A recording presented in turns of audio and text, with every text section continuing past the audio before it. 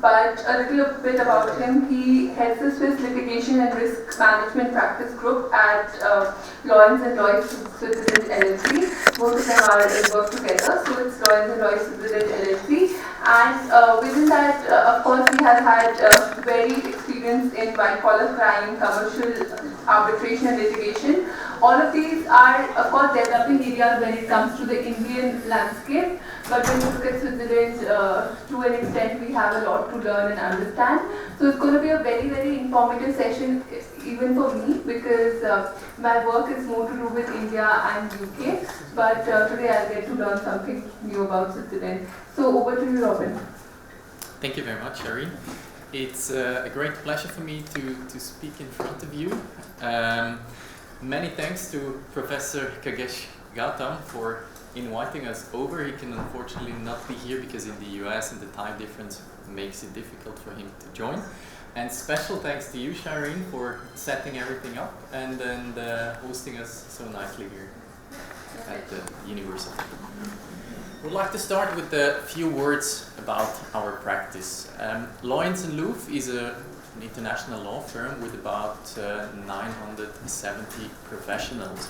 We operate on 4 home markets, being the Netherlands, Belgium, Luxembourg and Switzerland.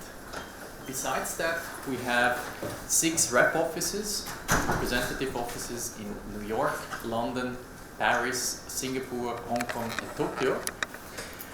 In our representative office, that's important to know, we only practice European law, so Belgium, Swiss, Dutch and Luxembourg law.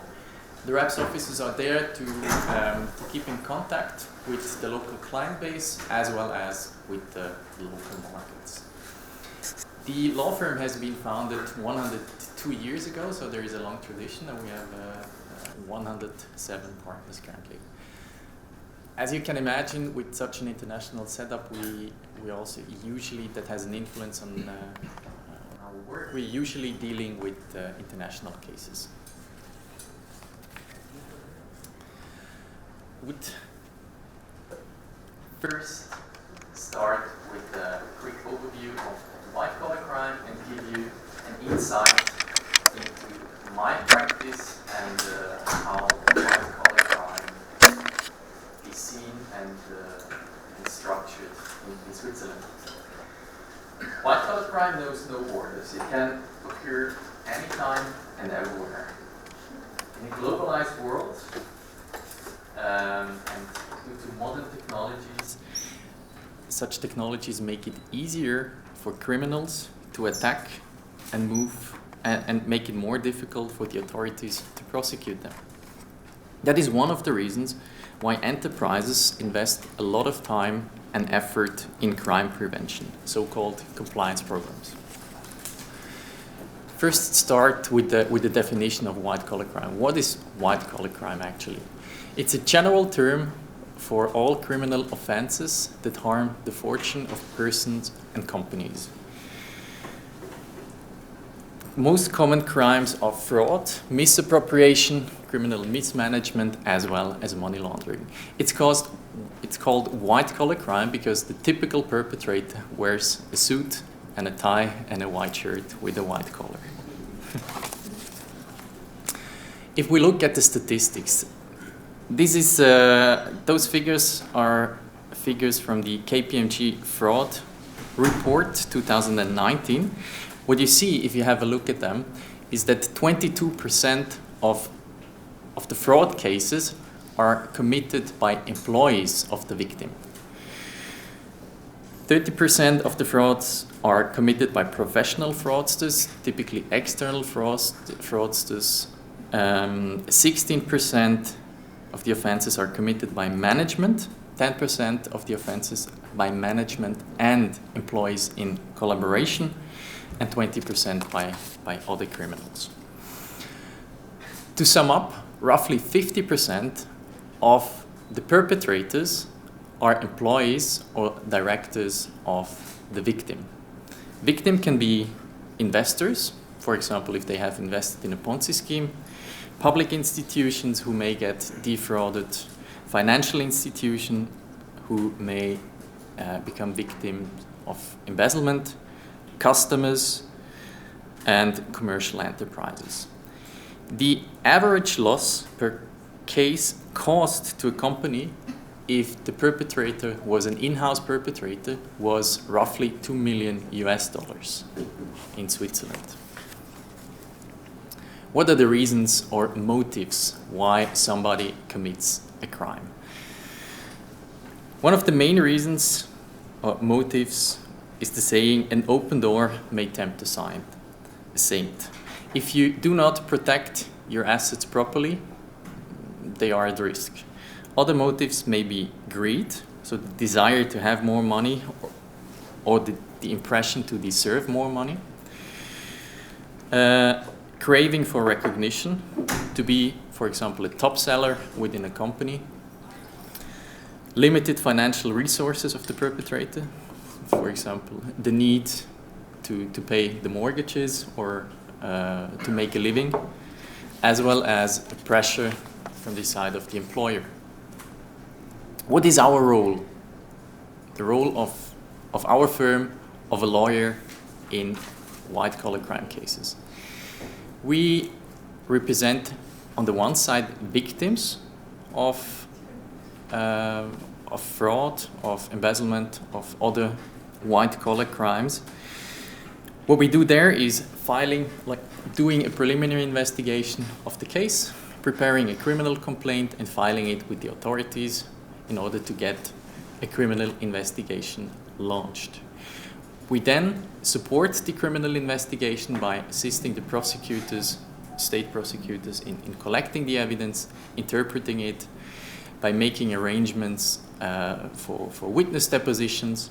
What we also do is asset recovery in parallel to the criminal investigation. We try to freeze the assets in order to avoid that they are moved out of the country and can be recovered at the end of the investigation. And at the end of the case, we enforce damage claims awarded to the victim. On the other hand, we are also representing criminals or persons accused of criminal acts in criminal investigations. And lastly, what happens from time to time is that we are retained to represent other parties to criminal proceedings, for example, witnesses. Criminal proceedings in Switzerland have two phases. The first phase is the investigation proceeding. It's usually commenced by a criminal complaint filed. The authorities then start collecting and preserving evidence by way of seizures, dawn raid, witness depositions, and other means. In a second phase, they analyze the evidence, and if they deem it sufficient, they continue. If they deem it insufficient, they start again and collect more evidence until they have a clear picture of what has happened.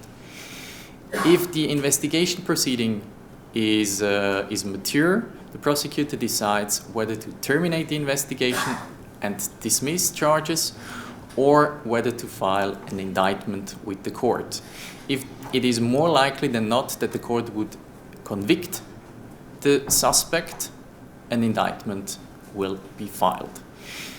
After it has been filed, a trial starts. The trial is handled by the local criminal court, and it results in a conviction or an acquittal.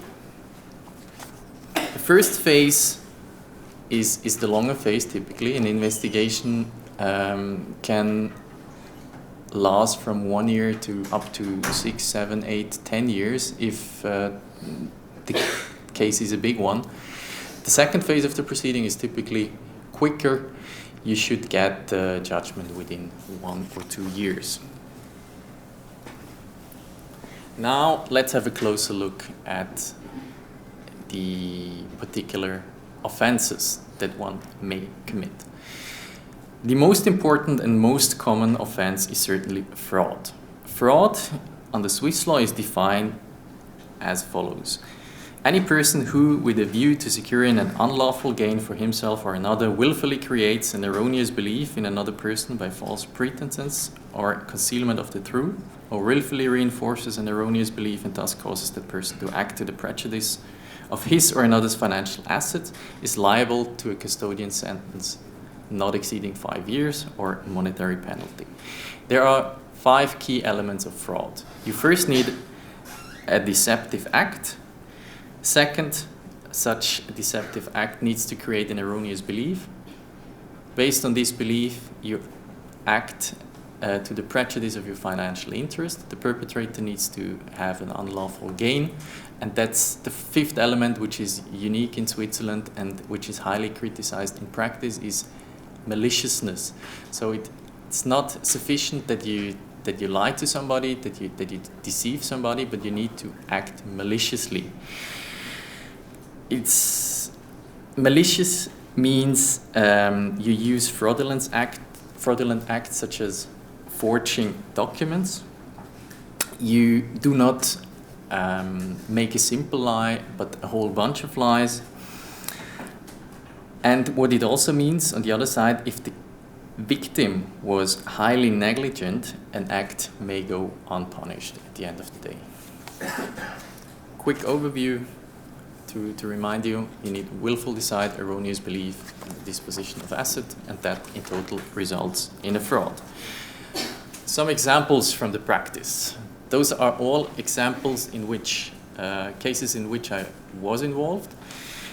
In this particular case, I represented the victim. The victim was a Swiss private bank. Mr. S, the perpetrator, was an account manager at the bank. He was an employee responsible for the Eastern European market, and among his clients were Eastern European people with undeclared assets, so assets not disclosed to the local tax authorities.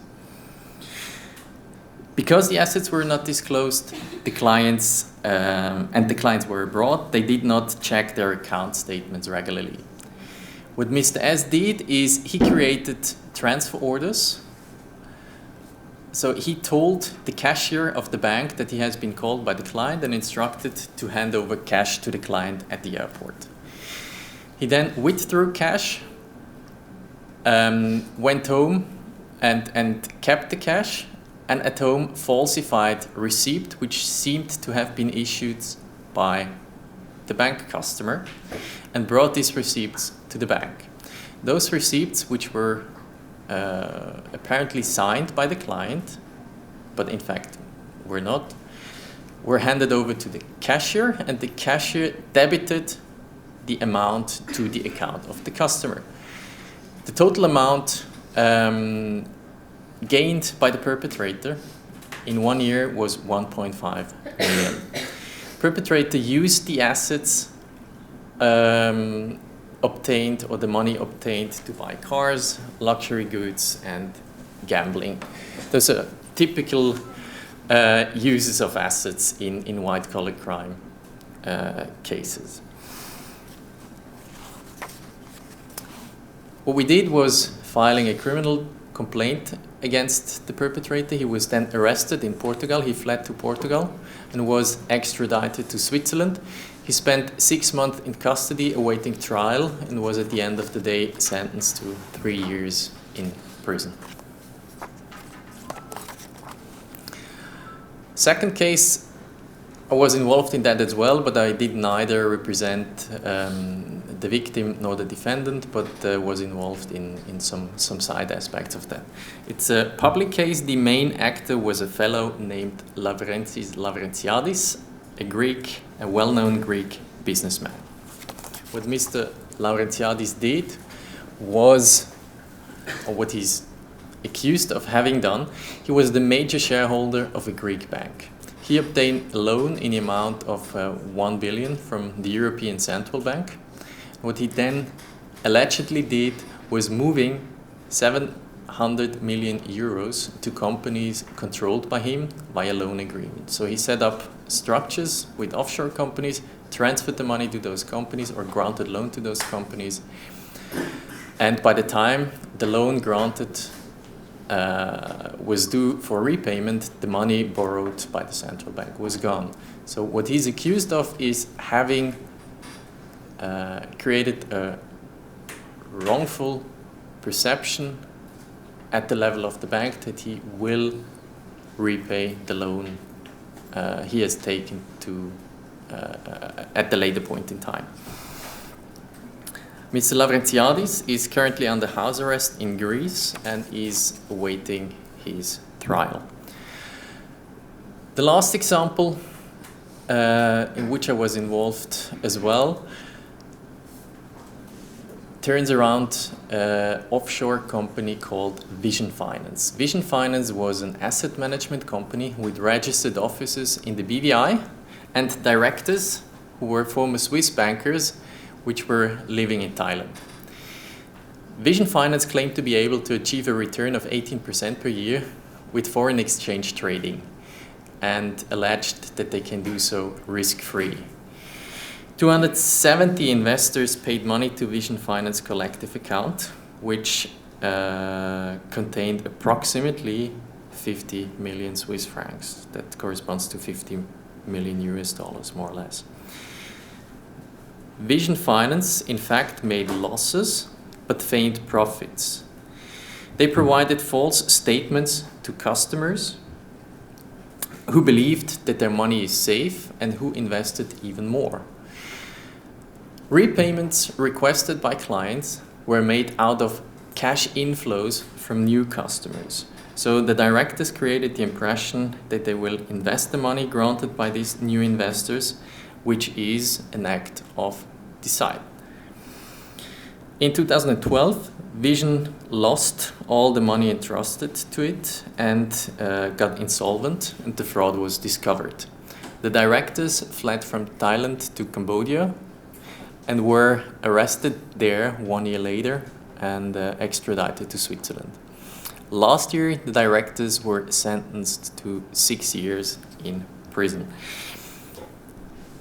If you remember, the maximum penalty for fraud is actually only 5 years, but they were sentenced to 6 years, and the reason for that is that the maximum penalty of a crime under Swiss law may be increased if there is not only one act which is committed, but several. And in the present case, they had 270 investors, so there were more than one crime, or more than one crime was committed.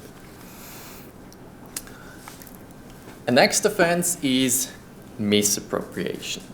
Misappropriation under Swiss law is defined as follows: any person who, for his own or another's unlawful gain, appropriates movable property belonging to another but entrusted to him, or any person who makes unlawful use of financial assets entrusted to him for his own or another's benefit, is liable to a custodian sentence not exceeding 5 years.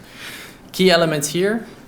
We have 3 key elements. You need entrusted property or assets, you need an act of misappropriation, and 3, an unlawful gain or an unlawful use. An example for misappropriation on which there was a case on which I worked for several years is the following. Mr. G, our client, is a wealthy German doctor and wanted to hide money from the German tax authorities. In the 1990s, Mr. G gave Mr. B, a professional trustee working and living in Switzerland, approximately 16 million Swiss francs. Mr. B invested the money in shares and granted loans. Approximately 10 million have been repaid to Mr. G in the course of time. 6 million disappeared and were mainly used to finance private projects and needs of Mr. B. So what he did was misappropriating the assets entrusted to him. Mr. B refused to give account of the investments and was unwilling to pay back the money. In 2010, we filed a criminal complaint. Mr. B was then, after a preliminary investigation, taken into custody, and several dawn raids were carried out. And in the course of such dawn raids, 140 binders full of documents were seized, meaning that this was an extremely complicated case. That was the reason why it lasted several years. We were really looking for the needle in the haystack, had to go through this massive volume of documents and electronically stored information. What we did at the end, because we feared that the court may not be able to handle such a big case, we found an agreement with the perpetrator. We settled the civil claims, got most of the money back, what resulted in an agreed sentence. So the prosecutor and the criminal agreed on a limited sentence which was imposed on probation, so the perpetrator needed at the end of the day not to go to jail. Another important offense is criminal mismanagement. Any person who, by law, an official order, legal transaction, or authorization granted to him has been entrusted with the management of the property of another or the supervision of such management, and in the course of and in breach of his duty causes or permits that another person sustains a financial loss, is liable to a custodian sentence not exceeding 3 years. Key elements here, again 3. You need a person who is responsible for property or assets of a different person. You need to have a fiduciary duty which is breached, and there needs to be a financial loss. An example for criminal mismanagement, which actually has interestingly an Indian angle, is the following. Mr. S is an employee of a large software company in Europe. The employer adapts the software to the customer's needs. The adjustments were not made by the company itself, but were delegated to external service providers. Mr. S is, within the company, responsible for awarding the contracts to these external service providers, many of which were in India. What Mr. S did was founding 4 own companies to which he awarded contracts, and he later subdelegated the services contracted by his companies to subcontractors and charged them to his employer with the price multiple of 5 without adding any value. So he basically overcharged his own employee, and because he was responsible for awarding the contracts and needed to make sure that the company or his employer gets the best possible outcome, he breached his duty of loyalty. He was actually in a conflict of interest because he was dealing on both sides, and thus committed criminal mismanagement. What the client then did was an internal investigation, so they looked at their own files to find out what he actually did, how much money they have lost due to this behavior, and later filed a criminal complaint. Also in this case, a settlement was reached.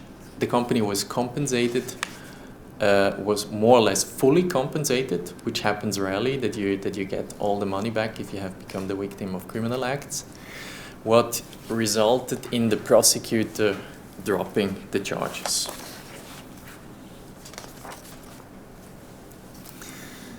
The next topic I would like to speak about is money laundering. What is money laundering? Money laundering is defined as follows. Any person who carries out an act that is aimed at frustrating the identification of the origin, the tracing or the forfeiture of assets which he knows or must assume originate from a felony or an aggravated tax misdemeanor, is liable to a custodial sentence. We have two key elements here. So one is assets stemming from a felony or an aggravated tax offense, and second, you need an act aimed at frustrating, finding, tracing, or confiscation of such assets. And it's very important to note that you cannot commit money laundering without an underlying offense.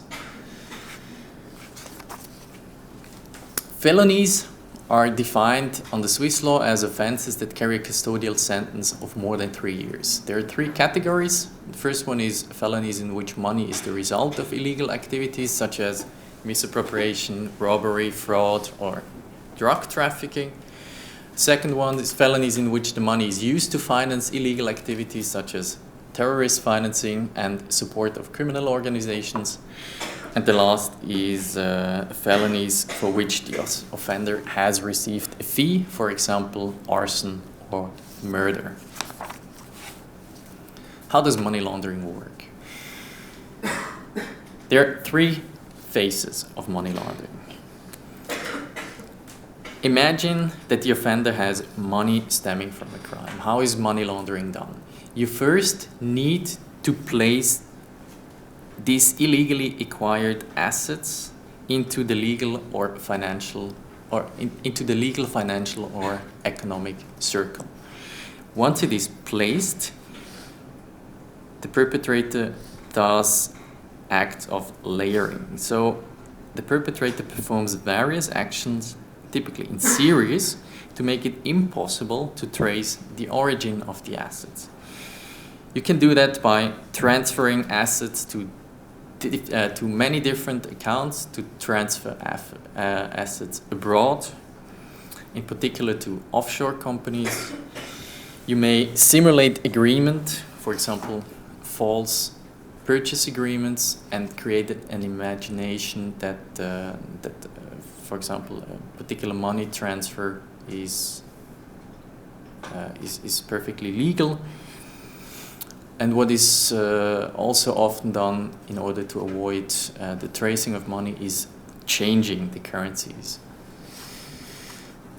And lastly, the perpetrator needs to get the money back by, in some way. So it needs, or he needs, or she needs to reintroduce the unlawfully acquired but now laundered assets into the financial or the economic circle.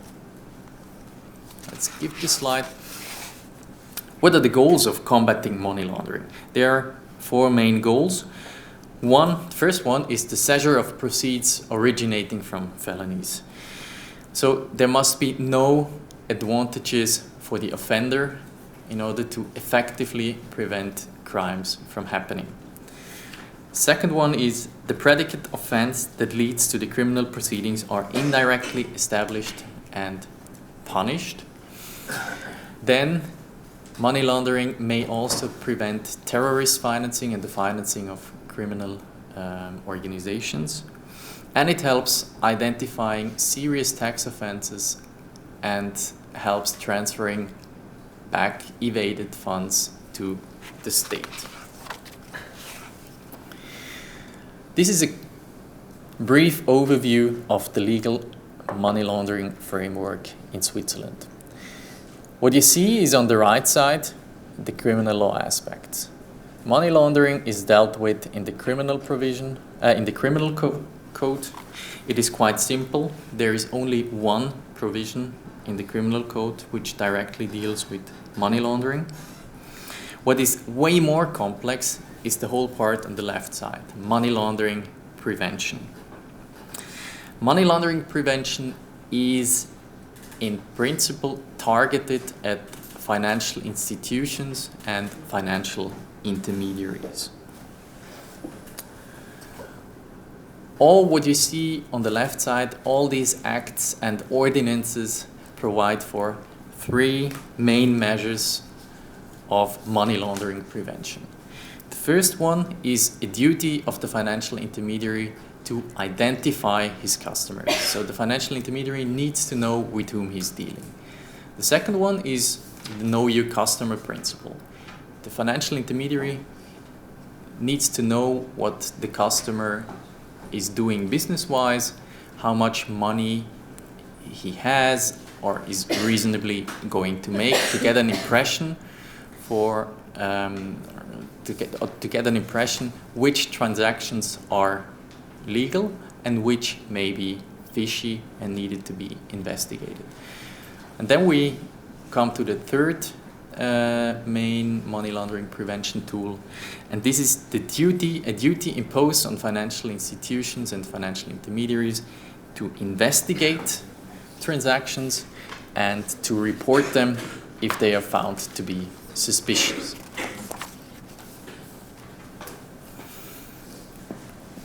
What you see here is an overview of the reporting procedure.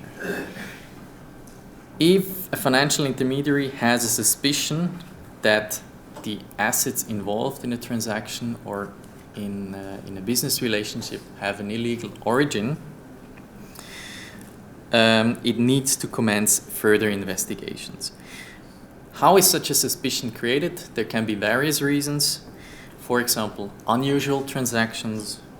There may be newspaper reports about clients which can create a suspicion, or there may be other information received from other financial institutions or sometimes even by the authorities.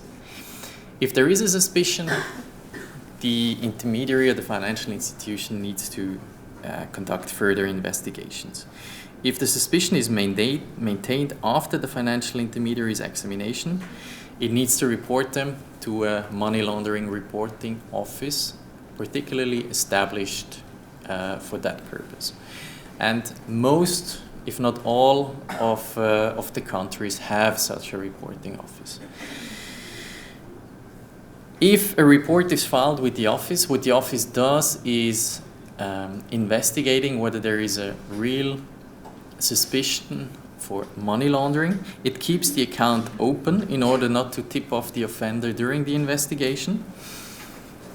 And if the reporting office comes to the conclusion that there is a suspicion, it files a criminal complaint or it forwards the file to the public prosecutor. Public prosecutors then decide whether or not to freeze the assets. If the assets are frozen, then necessarily a criminal investigation commences. If we look at the statistics, these are the report statistics of the Swiss Money Laundering Reporting Office. The total number of reports may not seem high, but what you can see is that the number of reports filed has increased tremendously. We see a heavy increase of the reports. The reason for that is, or maybe that the banks are, well, they want to make sure, or they want to have a stronger reputation. They may report suspicions earlier than they did in the past. There have been some first convictions of banks for failing to report suspicious transactions to the authorities. And what we also see, due to the economic developments, there is just more money on the market or in the market.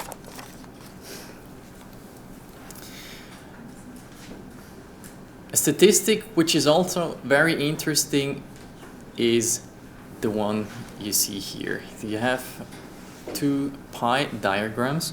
On the left side, you see that only 12% of the cases which are forwarded by the Money Laundering Reporting Office to the prosecutors actually result in a verdict.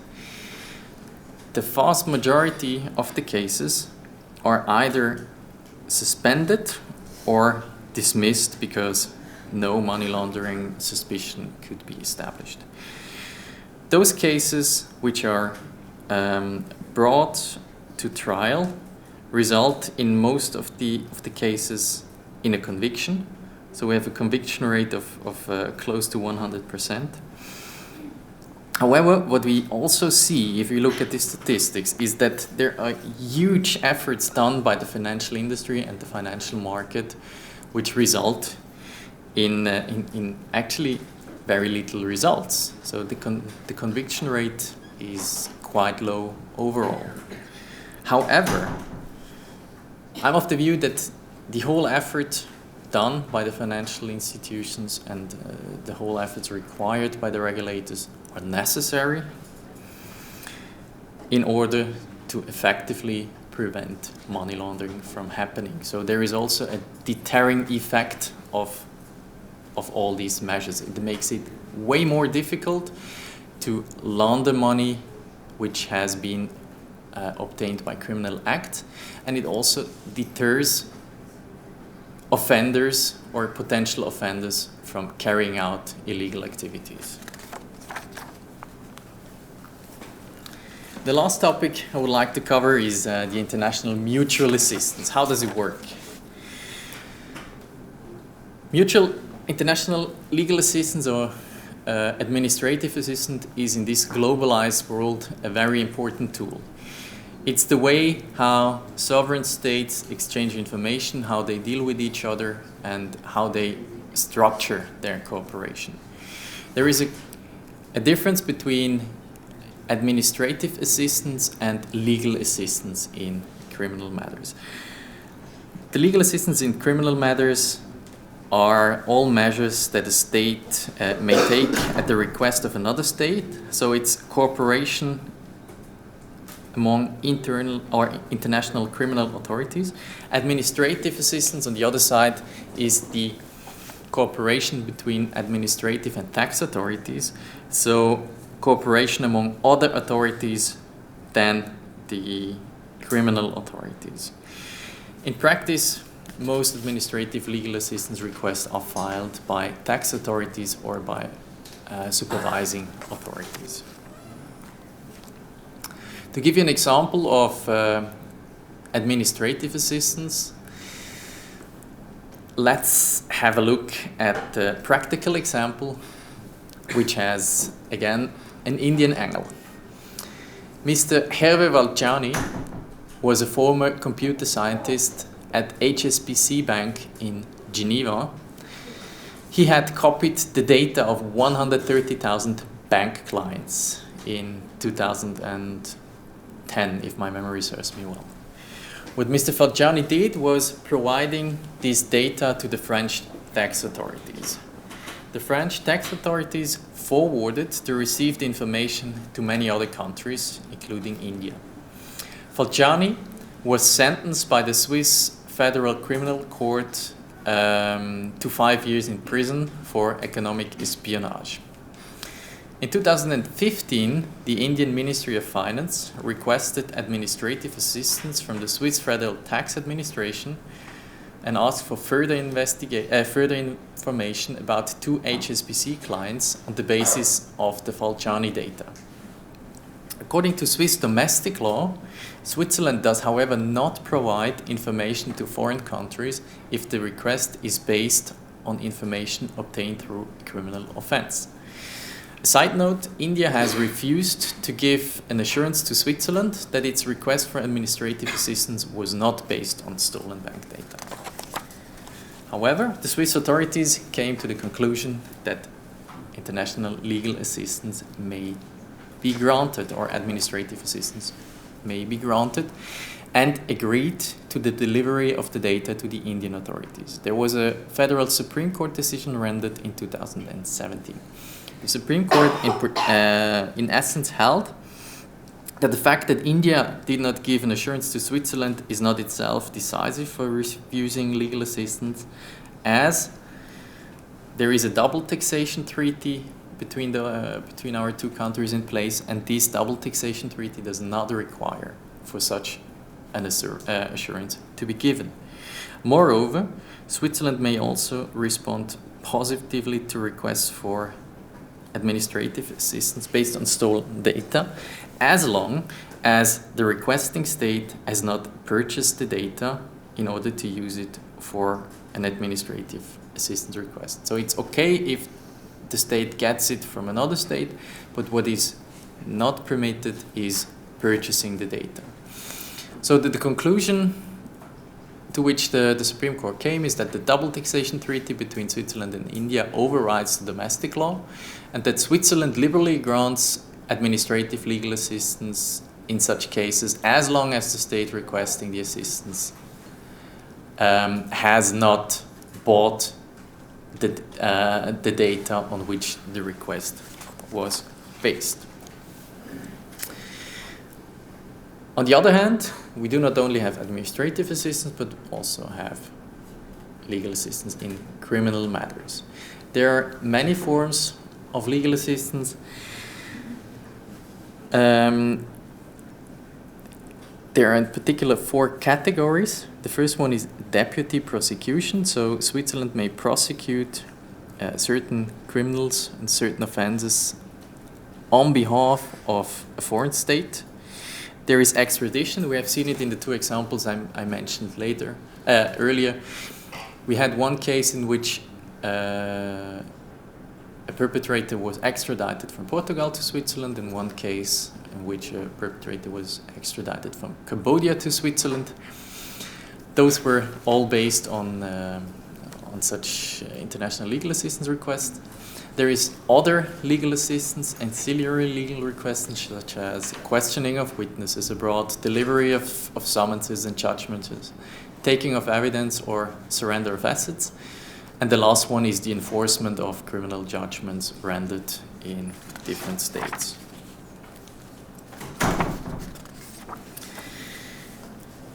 You see on this slide an overview of the legal framework. In Switzerland, we have a Federal Act on International Mutual Legal Assistance, which regulates the procedure. It's a fallback position. It always applies if there is no more favorable convention. Then we have a couple of multilateral conventions, multi-party conventions, such as the European Convention on Mutual Legal Assistance. There are also some international conventions, such as the Convention on the Prevention of Cybercrime and Money Laundering. On top of that, there are also some bilateral treaties. What are the main requirements for international legal assistance? It's first, the requesting state needs to be in compliance with the public order. It needs to observe the sovereign rights, security, and the public order of Switzerland. An example which I had in which a legal assistance request was denied on that basis was the state of Ukraine was asking for legal assistance in Switzerland, and what they were actually asking for is construction plans for certain parts used in nuclear power plants. And Switzerland came to the conclusion that the disclosure of such information would be against public order and would not be in the interest of the state, so they denied the request. Second example is, not the second example, but the second requirement is that the request needs to be in compliance with requirements of the European Convention on Human Rights as well as the United Nations Convention on Human Rights. So there must be no violation of procedural principles, non-discrimination, and so forth. Third, there must no reason for an exclusion be given. No cooperation is in particular awarded in political, military, or other or fiscal cases, except for severe cases. Then the principle of dual criminality needs to be respected. Legal assistance is only granted if a certain behavior is illegal both in the requesting state as well as in the requested state. Fifth, the principle of nebis in idem needs to be respected, so there must be no double punishment for the same offense. And lastly, the observance of the specialty principle, which basically means that the requesting state needs to give an assurance that it will not use the obtained information for other purposes than the criminal investigation.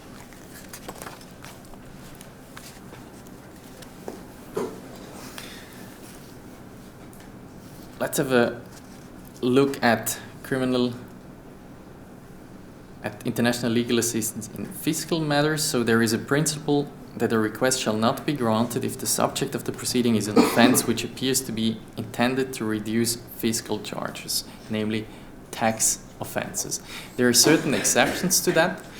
Legal assistance, however, is granted if the act under investigation qualifies as tax fraud, if it qualifies as qualified tax fraud, and if there is a provision in an international treaty that explicitly provides for legal assistance in such a request.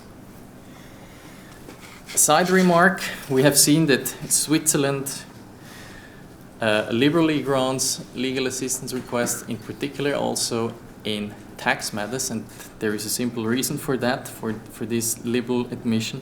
Switzerland has about 10 years ago, been placed on several grey lists or tax haven lists by the European Union, by international organizations, and wanted to get off that list as soon as possible. After a reform of the Swiss tax law and entering into several double taxation treaties, Switzerland managed to get off most of such lists. And the most recent case was actually was in the press last week. The European Union has recognized that Switzerland did enough in order to prevent tax evasion and has therefore removed Switzerland from the tax haven list.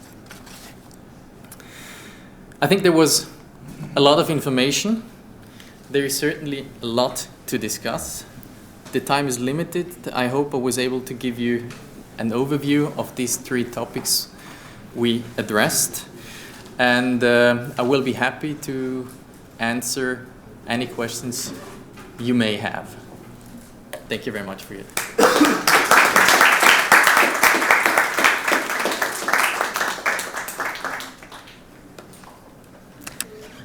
Thank you, Robin. It was really a very, very informative session, and thank you for the brilliant presentation, because it seems like you told us so much about the law in such a limited time. And actually going into the details of the particular sections, it looked like a lot of effort. And what was particularly interesting for me was the plethora of cases you have worked at, and it seems very interesting. So I think you have a really interesting life in your office, wherein every day somebody is walking in with a white collar crime or money laundering case, and you have you have to come up with a legal strategy to save that person. So that really that was a really interesting part of the presentation. I would now like to invite Dr. Beach for his comments on or any questions that you may have for Robin. I know you work together, you can talk to each other anytime, but anything in particular for the presentation. I would just like to tell all of you that Dr. Beach is also a partner at the Loins and Loif office, and his expertise lies in taxation. Over to you. Excellent, thank you very much. I mean, nothing to add to this great presentation. It was a very good presentation, really, crystal clear what's happening in the landscape of white-collar crime. It's a very interesting topic worldwide, I would say. We just had a chat about Brazil. I'm sometimes in China. Sometimes we see that in Eastern Europe and also in Europe. This is definitely a hot topic. And also the world is becoming more and more transparent. I'm a tax lawyer, I'm doing a lot of international tax structuring. 4 years ago, we had sort of exchange of information on tax matters, on tax rulings, these kind of things. 15 years ago, this would have been impossible. This really would have been impossible because 15 years ago, you would have had tax rulings that are just kept somewhere in the tax office and will never be exchanged with other jurisdictions. So, my takeaway here, me as a tax guy, right, in this constellation of white-collar crime is a bit, the world is becoming more and more transparent, and then my takeaway is really, if you're going to be naked, you better look good. So, it's Richard Branson with this statement, and if you have to hide something, maybe it makes sense just to declare that and get rid of the past, because the world is becoming, as mentioned, more and more transparent. In view of limited time, I would say I don't have any questions for Professor Moser. I would say let's leave the floor to you. I would expect you definitely have a lot of questions, right? Thank you. Okay. Yes, please keep your questions short, but please feel free to ask. Good afternoon. My question is, if a Swiss institution is being used for money laundering by foreign investors, and this institution conveniently chooses to not do their due diligence on the person investing in that financial institution, what kind of penalties can this institution face?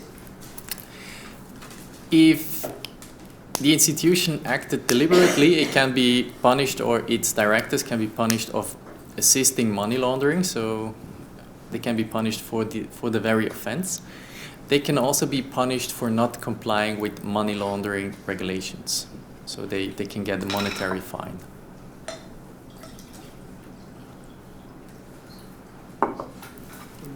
So what happens, usually what happens is financial institutions get away with these crimes. Sorry to interrupt you, please introduce yourself and... I'm Nikhil and I'm a third-year law student. And my question is, what happens, there are cases regarding ING Bank, HSBC. So in that situation, these banks get away with the money laundering situations. The charges have been dropped against them, and the fine that has been imposed is merely a earning that they could do in a quarter. So why don't the laws have been improved or strict imposition on the laws has been made yet? I don't fully agree with your statement that there has not enough been done. There have offenses happened in the past. What the criminal authorities are doing, they typically want to make sure that a bank cannot keep the profits generated by illegal activity. So if they are found to have violated legal provisions, money laundering protection provisions, then the authorities typically confiscate all profits generated by this part of the business.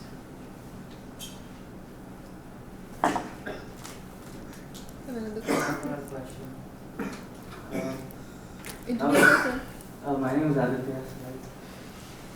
My question is, I would like to know your thoughts on the relation between Swiss banks and black money in India, mainly to do with the role that they played before in something called as participatory notes. Okay.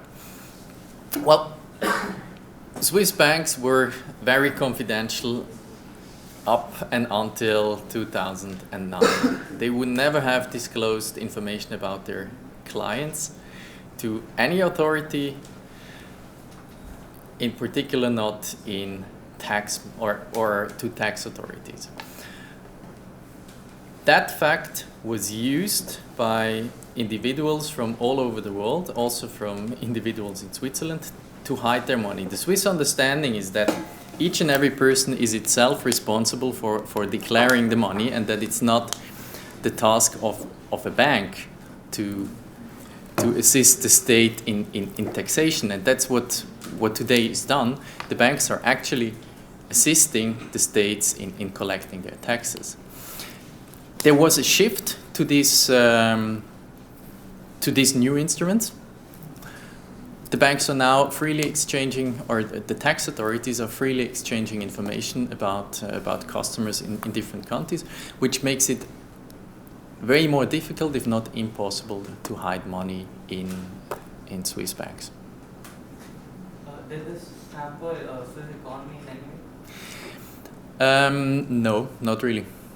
No, it was decided in 2010 to follow a so-called white money strategy. So all customers most banks have thrown out customers with black money or asked them to file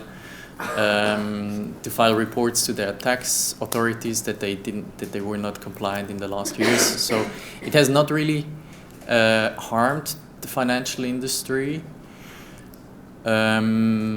Because it also attracted new money. Yes, Vivek, you have a question.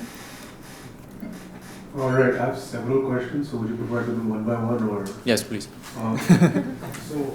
One, you mentioned that maliciousness is a necessary element of fraud. So you sort of explained it by saying that it requires either several malicious acts or a large lie. So does that mean that if there's a small lie or only a single lie, etc., that they're not charged with fraud, or is there a lesser offense that they're charged for? Nope. Then there is no offense actually. If the element of maliciousness is missing, so if there was only a simple lie which could easily have been discovered, then it's no fraud under Swiss law. Sure. And since white-collar crime is associated with reducing the fortunes of a company also, when you wrong a company, is it just a one entity as in the company that's being wronged, or do you count all the investors as also being wronged? From a Swiss perspective, it's only the company. Okay. So in one of the cases, you mentioned that there was $6 million that were defrauded, and you said that you weren't sure the courts would be able to handle the case, so you reached an agreement with the party. So was that purely because you didn't think the $6 million figure couldn't be handled, or the 140 binders couldn't be handled? The 140 binders. But given the fact that Swiss banks and Swiss courts typically deal with significantly larger sums, I'm assuming in the larger, like when there's large amounts of money involved, there will also be large amount of binders. So I'm assuming 140 binders isn't that strange an amount for the larger cases, right? No, it's not that strange. It was a court in a rural canton which doesn't have, or which did not have experience with big white collar crime cases. And another problem was the statute of limitation, which was fastly approaching. Okay. Right. So are Swiss banks also attempting to check if large international deposits are have been sufficiently taxed? In, like, as a foreign stays question. Yes, of course. Okay. And also, you stated towards the end of the presentation that Swiss banks were hesitant to give bank data unless countries could show that the bank data hadn't been stolen or been bought. So, although sure, we can all agree that bank data shouldn't be stolen, given that the initial wrong committed was that the black money was sent to Switzerland, do you not think that if that rule exists, it will cripple any large-scale attempt to bring back large amounts of black money from Switzerland? Good question. I don't have the answer to that. Right. That's it. Thank you. Vivek, Kpmg, I'm also Thank you. I have a question for my students here. So many of them, so they are very bright kids and they aspire to have these international careers. And somewhere down the line, they would also want to be a partner at a big international law firm. So are there any words of wisdom for them on how they can sort of work towards an international career and probably work for your firm one day? Of course. I mean, working for our firm is a bit difficult because we practice European law, like Dutch law, Belgian law, Luxembourg law, Swiss law. If you want to commence like an international career, so succeed in your exam, get good grades, go to the good law firms in India. What you also can do is, if you have some sort of or certain work experience, you can do secondments, you can go to other firms in the United States, United Kingdom, in Europe. And if you're interested in that, I highly recommend doing an LLM abroad. Okay. Thank you so much, Robin. This has been a pleasure, and I just would like to, on behalf of the university, felicitate you for this lecture. Yes. So this is your name inscribed in this. This is a staff that we give to our. Thank you very much.